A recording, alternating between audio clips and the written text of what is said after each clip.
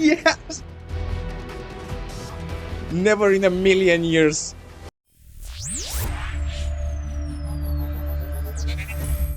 Alright, My Hero Academia Season 7, Episode 9.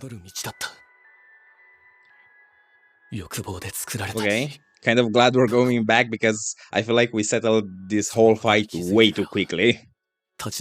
Like, it was literally fire, but I would like to see more. I don't imagine it solved one episode. Dude, this shot is worthy of making a statue of it. Also, I forgot to mention, but I just love it whenever they do the whole child, silhouette or anything in anime. Okay, let's see how they handle this. Well, he's out. God, man.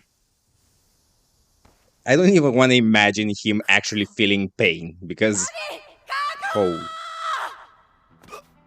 Okay. Dude, this feels like we just ended a series of like 5 episodes. Oh, finally, Ida. Like, I would love to see Ida fighting more. Like, the fact that we didn't see him training in martial arts or something, because that would pair so nicely with the fact that he's insanely fast. Oh my god, is this why this episode is called Extras? Are we just going to see random small fries fighting? Yeah, that would have me even more concerned. Okay. I feel like we didn't hear the soundtrack in a very long time. Nice. As long as we see Class 1A, I'm so fine. Oh, I missed you. For multiple reasons. Oh, is that a shelter?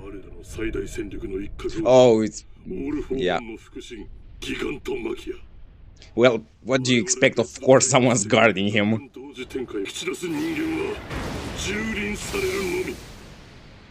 Oh, nice, she made a coating. Oh my god. To this day, like, that felt... I'm gonna talk about it at the end, because that was so out of nowhere. And I'm still questioning the mangaka's decision.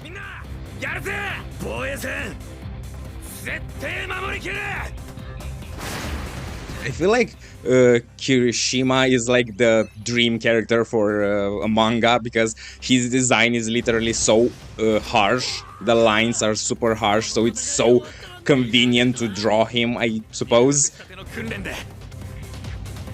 Okay. Good.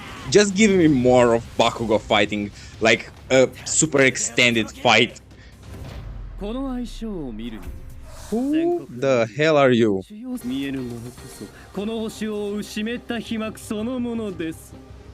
An interesting design.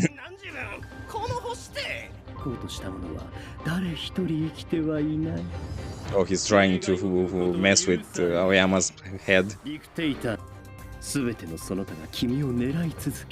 Okay. I like that we develop kind of a subplot just for him.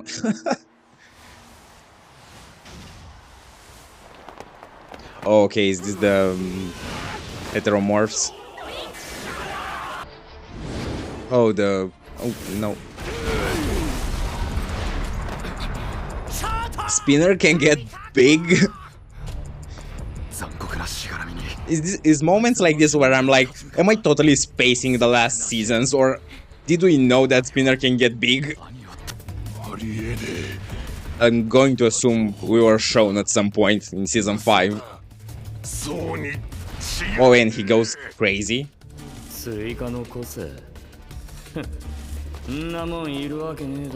Oh, nice. Point of pride.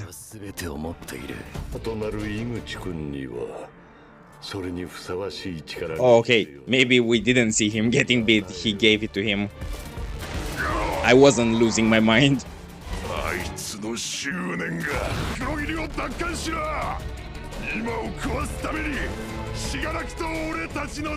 Like, I like that it's not just a senseless fighting in a way. Like, there's a point behind all of it. Like, every fight, some of them are trying to free Gigantomachia, they're trying to free Kurogiri. Like, it's not just fighting in the streets. Don't talk past tense.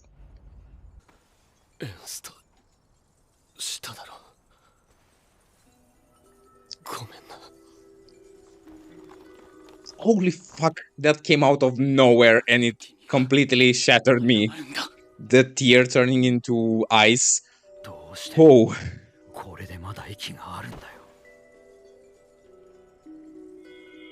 Wow. Oh no.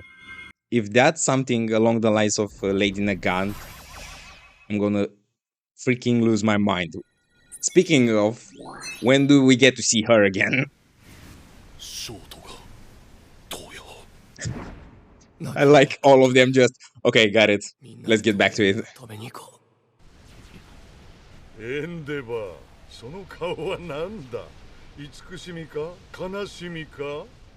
He has a lot of emotions to mix up. Oh, I didn't even think about the fact that he can use Toya against him. I feel like he ruined the lives of his entire family.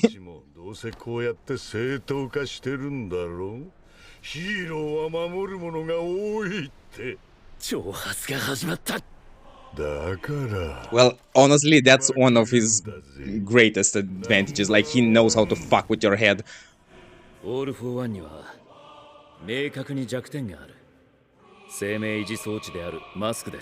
Oh, okay. Yeah, actually. I was like, are they going to combine their quirks, like have his feathers on fire or something? That would have been sick.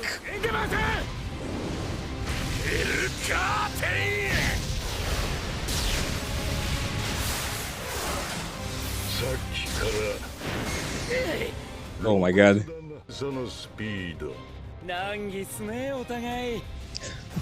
God, I love that Hawks is back to his optimistic self.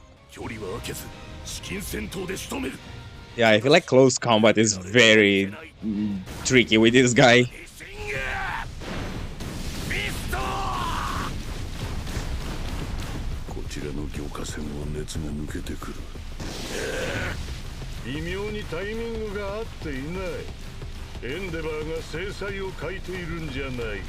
I'm genuinely so anxious because we just got a win and I don't want to think about having a lose next and who that's going to be. Also, there's one fight we didn't see this episode in this recap of fights.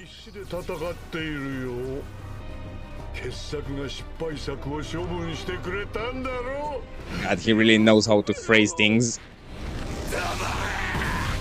Don't lose it, dude.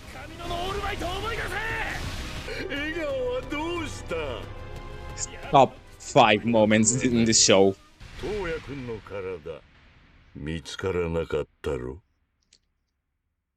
Like, yeah. Oh,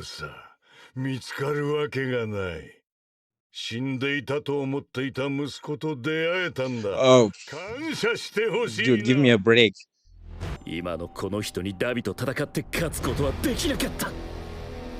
Of course not. Like, he would have just froze up. So it's better that Todoroki froze everything up.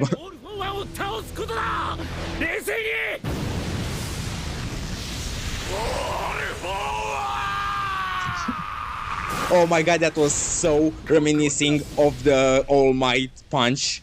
Holy shit. Don't you dare, motherfucker. That was so dirty.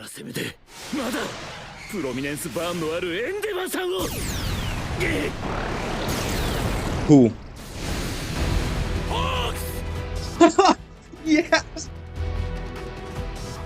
Never in a million years. Like...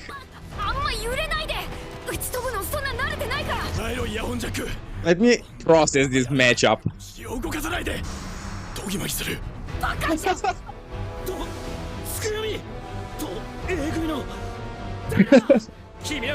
Yeah, like, why? エンデバーの代わりにはなれんが。昔読んだコミックにあったな。魔王の引き立て役に当てられる脇役。Oh my god, I just love his whole motivation. 倒してから行った方が良くない？オールフォーワン。 Please tell me someone's down there to help him. Oh my god, is he missing a whole chunk of his... ショート、 Dude, I get it, but keep it together. 何をやっているんだ俺は。オールフォーワンに怒るのは。Oh, that's so good. Oh my god, yeah. You pushed him there. 俺が招いたこと、この戦いもこの傷も。 This is what I say. No matter where you stand in the Endeavor argument, he is a great written character. 羽から伝わってくる呼吸音でわかる。 Sure. 動いてくる。無駄だぞホークス。出る幕じゃない。 The fact that he has to stay in that position to fly. こんなところで油を。 Dude, why are all your best quirks 戸村の方に万が一が related to expanding your arms or making them gross? この場で Oh, damn.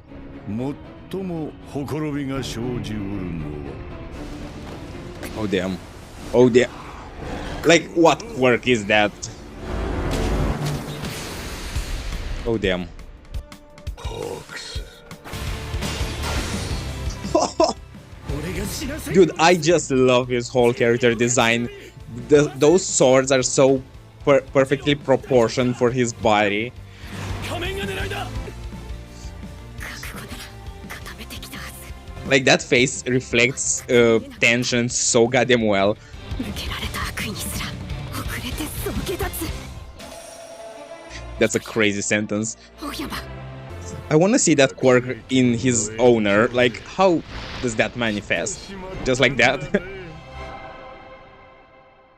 Guys? Guys, I know what I said.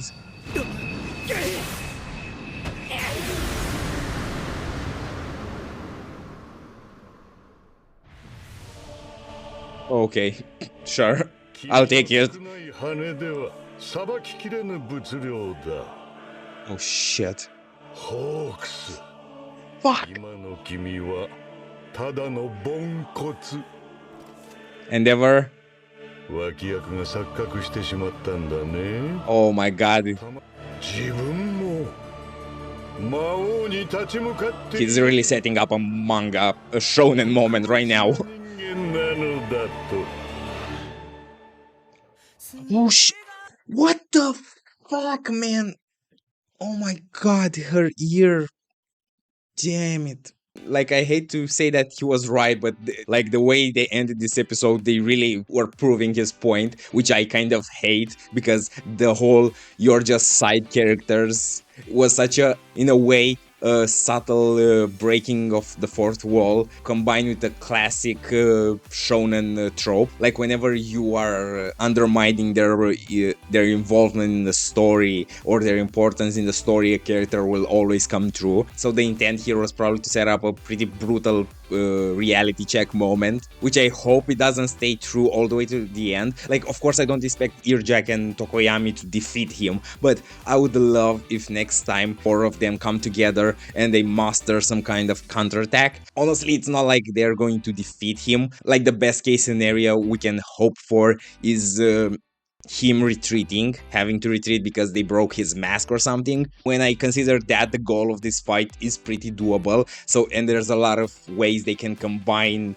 their quirks for that. Honestly, I wouldn't even mind next episode to be partially focused on Jiro helping to solve this whole mess, because ever since her moment in the season 4 with the concert, and that combined with her motivation to be a hero and her struggle between being a hero and being a musician, was, I don't know, it was so nicely packaged that she's now one of the members of the class that just stands out to me because they help me relate to her. So in that sense, I would love to see her, I don't know, her being the foundation of however they're going to break his mask. That doesn't mean that she has to land the final blow or something like that, but I would like her involvement to be crucial for that. This was just a crazy spot to leave the episode, but now that I'm going back and thinking about it, I did get more in this episode than I expected.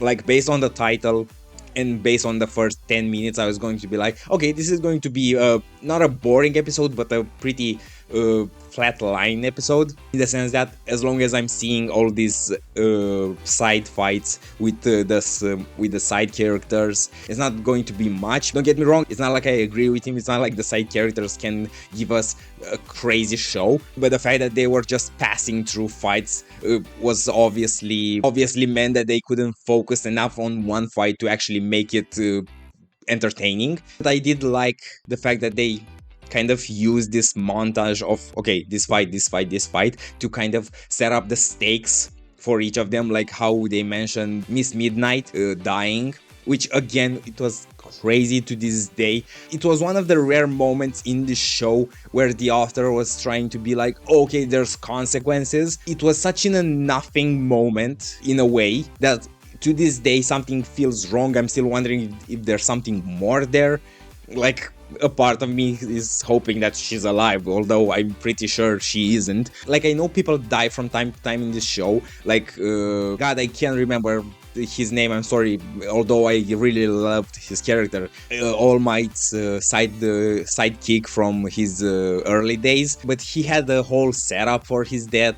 You could have seen it coming, but except Miss Midnight, he was kind of the biggest character that actually died. I hope I'm not forgetting anyone. And at the other end of the spectrum, there's the moments that even make me feel like, okay, we're almost never killing characters. All Might in his final fight, Lady Nagat, like, she literally blew up from inside out, and she's technically still alive and maybe coming back. So at one end of the spectrum, he killed Miss Midnight in the most random moment to, I suppose, give Class 1A kind of a push later on, like to set up this whole thing right now. And at the other end is Lady Nagat that should have absolutely been dead, but is not. So this guy definitely has a weird way of choosing when to make things way too real and when not to, but that's just how I view it. Other than that, I was expecting this whole episode to be just quick looks at the other fights, but the fact that we actually got to arguably the second biggest fight with All for One and we actually got to see a good amount of hand-to-hand of blasts and so on. Like, it wasn't just I'm going to provoke you this entire rest of the episode. No, like, they actually got a bit into it and the fight progressed pretty quickly. So, like, I need to see next time how that will play out. I loved Endeavor saying that, why the hell are you getting upset at him? Like, yeah, he's a piece of shit, but you are as well. Like, you did this, you caused it. It's not like that was a realization in that moment, like he already said that before, but having it kick in the middle of a fight right after he's provoked by All for One is so good. Like I said, I love his character. Like, I love how his character is written. I don't think I'll ever be able to fully forgive him, so I'm looking forward to see how Horikoshi is going to settle his whole character arc. There's so much there.